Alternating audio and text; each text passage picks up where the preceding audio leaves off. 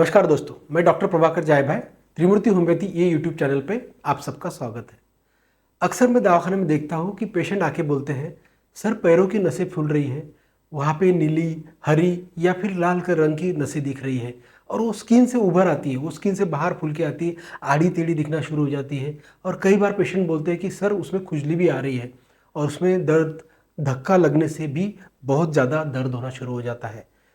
ये टच हो गया, कुछ लग गया तो उसमें से कई बार खून निकलता है। ये सब लक्षण होते हैं वेरिकोज वेन के। मतलब पैर पे सूजन आना, ये भी एक लक्षण होता है। पैर के टखनों में सूजन आना, पैर में से खून निकल रहा, पैर पे की सूजन के साथ साथ पैर में कभी कभी अल्सर भी बन जाते हैं, जिसको वेरिकोज अल्सर बोलते हैं। मतलब पैर की नसें फूल के जब बड़ी हो जाती है, टेढ़ी हो जाती है और स्किन से उभर के आती है, इसको ही वेरिकोज वेन बोला जाता है। पेशेंट की हमेशा एक कंप्लेंट रहती है, सब हम जब भी ज़्यादा खड़े रहते हैं तो ये नसें फूलना ज़्यादा शुरू हो जाती है और उसमें दर्द शुरू हो जाता है और खुजली हो जाती है।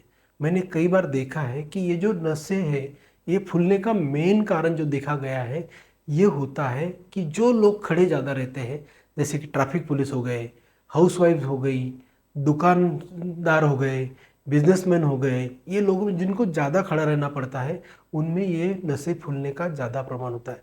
इसके साथ साथ गर्भावस्था में हो गया या फिर जी ओल्ड एज लोग, मतलब एज बढ़ने के साथ साथ भी नसें फूलना ज़्यादा शुरू हो जाती है।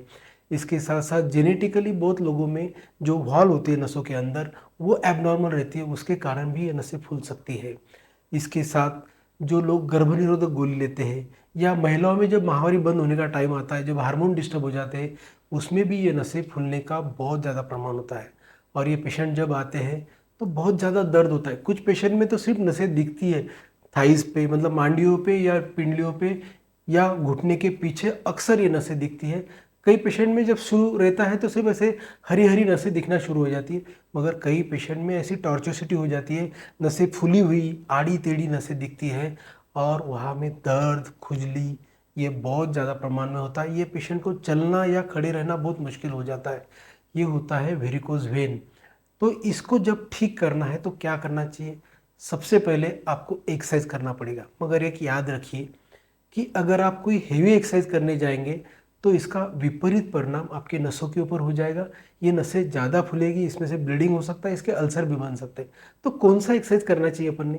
सबसे इम्पॉर्टेंट एक्सरसाइज है स्लोली चलना। अगर आप रोज़ 30 मिनट से 45 मिनट धीरे धीरे चलते हो तो इससे हमारे पैरों की मसल स्ट्रांग हो जाती है और ये अपने नसों के ऊपर दबाव बना के रखती है और वेरिकोज में अपने को फ़ायदा होता है। इसके साथ साथ एक याद रखिए, साइकिलिंग भी एक बेस्ट ऑप्शन है और स्विमिंग तो सबसे अच्छा ऑप्शन है, क्योंकि जब हम स्विमिंग करते हैं तो हमारे पैरों के ऊपर दबाव नहीं बनता है, नसें नहीं फूलती है। स्विमिंग, साइकिलिंग या पैदल चलना एक अच्छा ऑप्शन होता है, मगर दौड़ने की कोशिश ना करें क्योंकि ये हेवी एक्सरसाइज होता है, इससे विपरीत परिणाम होकर आपकी नसें ज़्यादा फैलती है। इसके साथ साथ हमने क्या करना चाहिए? हमको जब भी मौका मिलता है, हम काम से फुर्सत मिलती है तो हमें नीचे बैठना चाहिए और जब हम नीचे बैठते हैं तो हमारे पैर हमेशा हमारे कमर से ऊपर रहने चाहिए, ताकि जो फ्लो है वो ग्रेविटी में जाए और पैरों की जो सूजन है या जो नसें फूली हुई है उसका ब्लड फ्लो अच्छे से हो जाए और नसों के ऊपर का प्रेशर कम हो जाए। एक अच्छा ऑप्शन होता है। जब आप सोते हैं तो सोते समय हमको एक याद रखना है कि हमारे पैर सर से थोड़े ऊपर रहना चाहिए, इससे भी वेरिकोज वेन में फ़ायदा होता है। ये कैसा रखना है? एक पिलो मिलता है जो पैर के नीचे रखने का होता है, वो खास वेरिकोज के लिए बना हुआ है। या फिर आप अपने बेड के पैर के साइड की थोड़ी सी ऊंचाई बढ़ा दीजिए तो आपके पैर अपने आप ऊंचे हो जाएंगे और आपको वेरिकोज में हमेशा के लिए फ़ायदा लगेगा। इसके साथ साथ आपको एक याद रखना है कि पानी पीना बहुत ज़रूरी है। अगर आप 3 से 4 लीटर पानी पीते हैं तो आपका ब्लड फ्लो अच्छा होता है और कहीं भी खून का जमाव नहीं होगा, वेरिकोज वेन की मात्रा नहीं बढ़ेगी। पानी पीना बहुत ज़रूरी है। इसके साथ साथ हमें याद रखना है कि हमारा आहार एकदम अच्छा होना चाहिए। आहार में हरी सब्जियाँ, फल, स्प्राउट्स ये होना बहुत ज़रूरी है, क्योंकि इसमें फाइबर्स होता है।